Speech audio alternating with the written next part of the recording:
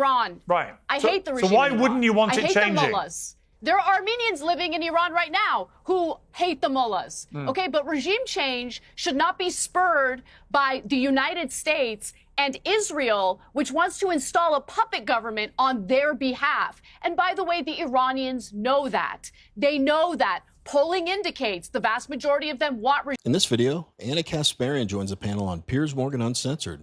Anna Kasparian goes off on the panel about not sending American troops to fight in another country's war. With that, let's watch Anna Kasparian go nuts on Piers Morgan's entire panel. Busy day.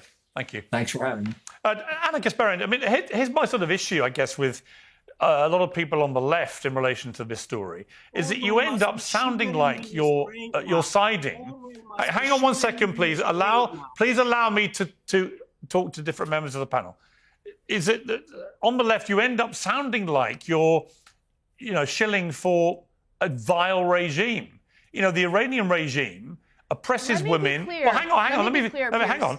Is it they oppress I know women? What you're going to say. I know. I hate the regime in Iran. Right. I hate the regime. So why in Iran. wouldn't you want it changing? I hate the mullahs. There are Armenians living in Iran right now who hate the mullahs. Okay, but regime change should not be spurred by the United States and Israel, which wants to install a puppet government on their behalf. And by the way, the Iranians know that. They know that. Polling indicates the vast majority of them want regime change. They don't want it to be done by Israel. You have to be clear about that, because I think there's an intentional misframing or false framing of what's happening in Iran right now and what the population actually wants. Now, with that out of the way, my issue, Piers, is that the United States has been expending its resources and has been essentially sending its soldiers to die in wars on behalf of Israel, a country that goaded us into invading Iraq on a false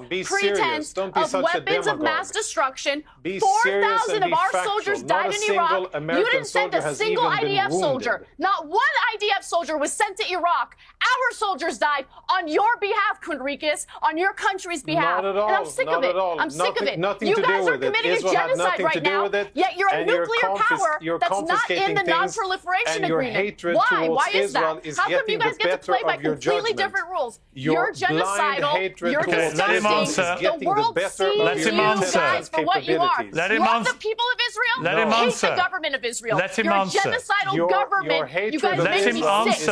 You make me sick. So deep. You make me sick. Let him The answer. entire international community looks at your government Let him and answer. gets sick even thinking about it. We know that he makes you sick, but let him answer. For God's sake, we're trying to have a conversation here. The history and I'm trying books to will write answer about what you're your saying, government but you're the not way even that Americans read about the acknowledging me Nazis as today. a Trust person. me. Instead of just Modern-day screaming Nazis. at me and looking like a Modern-day lunatic Nazis. who just keeps on screaming at Right. other people, could you for a I second speak on allow behalf me of to all say those two children who are now sentences? orphaned. No, all you those don't children speak who on were behalf of born anybody in but Gaza yourself. in an You weren't open-air elected. prison You don't and had to represent die in anybody. Gaza You're a because of talk your show host and you disgusting, don't represent belligerent anybody. military. You've Yeah. never stood for anything. You've Genocidal. never fought for anything. You're a talk show Genocidal. host and you don't represent anybody. international And the community fact that sees you you for think what that you it's are. effective to accuse me of all kinds of nonsense and you think that that will rattle me, I'm sorry No, to disappoint you. everyone knows. Many and better you know people too. before you have tried and they have all Right. failed. But let me tell you something. This is a longer clip, so I'll keep it short, and you're probably happy to hear that because there's so much to unpack here. Just a couple of quick observations. First of all, we need to get rid of the response, "You hate Israel," to anyone that has a problem with the way they run their government, that criticizes their government, that says, "We're America first. We don't want our people dying in your wars."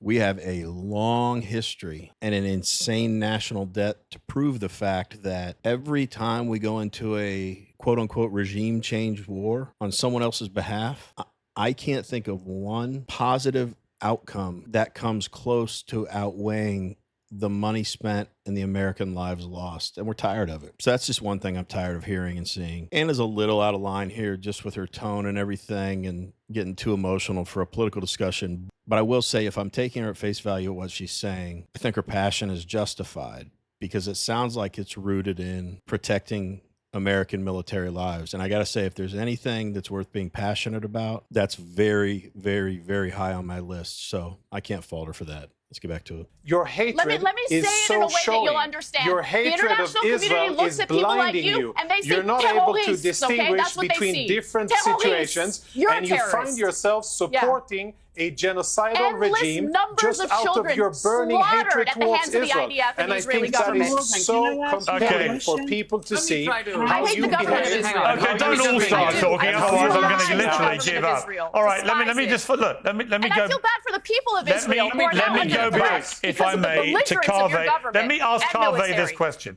Kaveh, in an ideal Piers. world, Kaveh, do you think it's right, as John Bolton said, that the young Piers, this population... isn't fair. She's been screaming over me the entire conversation. I've said one sentence, and Yeah. I've been sitting here for 45 minutes. I agree. I would really like to say one sentence without Keep her crying about screaming it. like some Okay. crazy person, Well, then I think- totally. Let's see if she'll let totally you. consumed by her You guys hatred. are such victims. Right. So I would like to say Yeah. one thing. The And young- please, the young woman could you, speaking you know, over me. contain Yeah. yourself Go for, ahead, Tim, for please. 20 seconds?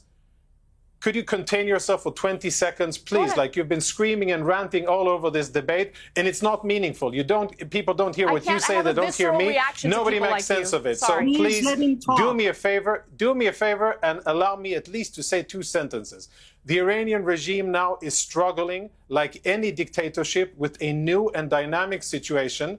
They're not used to not being in the driving seat. They're not used to not dictating in events. And for the first time in 25 years, Israel is taking the initiative. And Israel has now peeled back the layers of the ring of fire around Israel. And Israel is, yes, and I can say this not officially as a spokesperson, but this is what I understand. Israel definitely is trying to bring about regime change in Iran. Why? Because it would be better for the entire region, for the Iranian people, and definitely for Israel. But It many would open the people, path to prosperity. All right, but Jonathan, many people also. Hang on. Many people, Jonathan, also think there Greater should be. Israel Hang Project, on! look into it. That's For what this is goodness about. sake.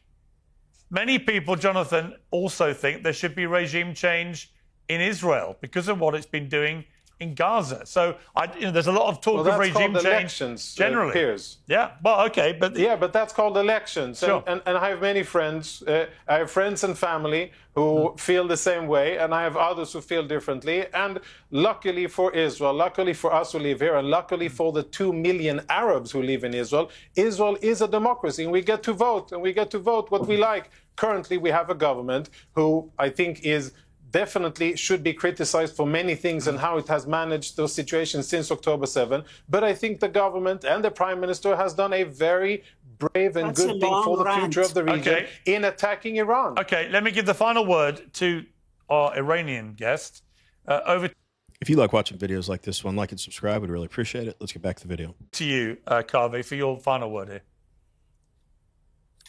Well, Mr. Morgan, it is abundantly clear that two nuclear-armed states are ganging up on another state, the regional rival, using a lame excuse of proliferation in order to cause regime change, partly because Iran is part of a new multipolar world, a member of the Shanghai Cooperation Organization, part of the BRICS nation, and the United States has been seeking a rollback of the historic Iranian Revolution for 46 years, and now are seizing on this opportunity in a very systematic fashion, using their mouthpieces, such as your guests here, in order to provide the stage setting for this rollback strategy.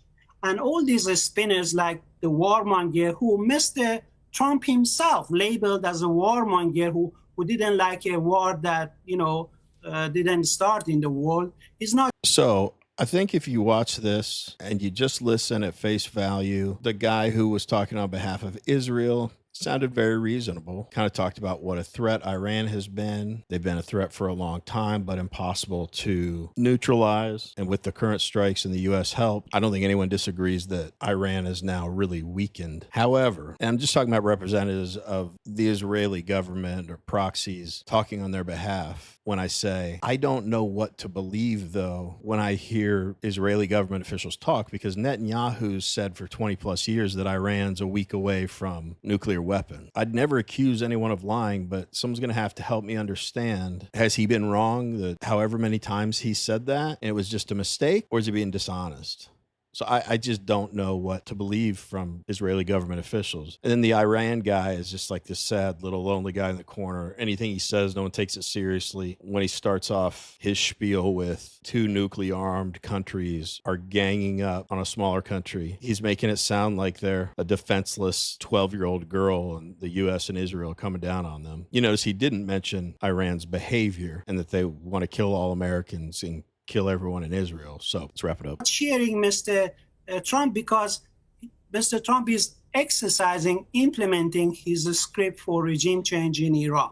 This is a travesty of international law, a violation of the UN Charter. Most of the world leaders have condemned it. And Iran, by the way, has paralyzed Israeli. Actually, I don't think that's true. Israel's economy is paralyzed. They haven't condemned it. I don't think it's true. I don't think it's true that most world leaders have condemned it at all. Financial hemorrhage, and hundreds of Iranian missiles have landed in Israel and have penetrated the paper dome, which you call Iron Dome. And you talk about regime change. Go look at the destructions in Tel Aviv that's making Tel Aviv into another Gaza. Let's talk again in 6 months and let's hear what you say then. Let's talk again in 6 months. I'm going to leave it there. Let's talk in 6 months. Israel, the tiny inconsequential. Let's talk in 6 months and we'll see. I've got to end it there because honestly. Well, that dude's unhinged. We want to hear from you. What do you guys think about this conversation and the Israel-Iran conflict? Let us know in the comments. Anyway, as always, really appreciate you watching. We will see you on the next one.